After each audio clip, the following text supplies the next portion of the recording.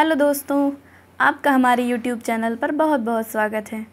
आज मैं आप सबके सामने सोमवती अमावस्या की एक कथा प्रस्तुत करने जा रही हूँ। कृपया अंत तक बने रहें। एक गरीब ब्राह्मण परिवार था। उस परिवार में पति पत्नी के अलावा एक पुत्री भी थी। वह पुत्री धीरे धीरे बड़ी होने लगी। उस पुत्री में समय और बढ़ती उम्र के साथ सभी स्त्रियोचित गुणों का विकास हो रहा था।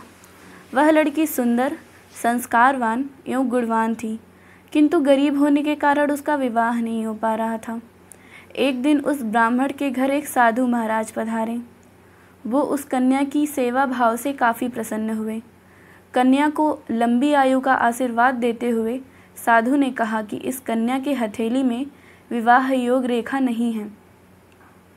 तब ब्राह्मण दंपत्ति ने साधु से उपाय पूछा कि कन्या ऐसा क्या करे कि उसके हाथ में विवाह योग बन जाए।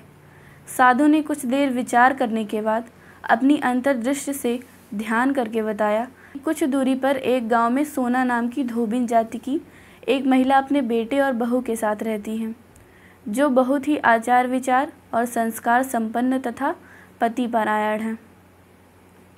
यदि यह कन्या उसकी सेवा करे और वह महिला इसकी शादी में अपनी मांग का सिंदूर लगा दे, उसके बाद इस कन्या का विवाह हो तो इस कन्या का वैधव्य योग मिट सकता है।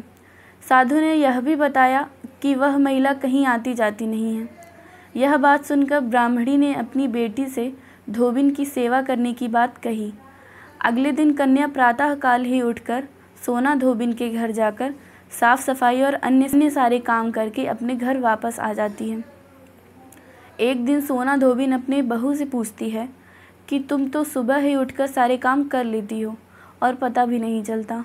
बहू ने कहा, माँ जी, मैंने तो सोचा कि आप ही सुबह उठकर सारा काम खुद ही खत्म कर लेती हैं। मैं तो देर से उठती हूँ।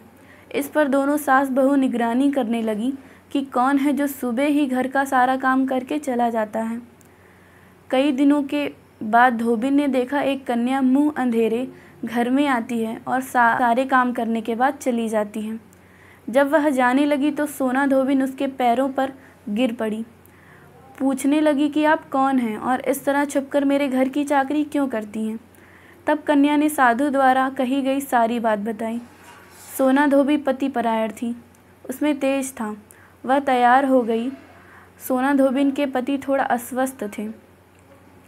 उसने अपनी बहू से अपने लौट आने तक घर पर ही रहने को कहा।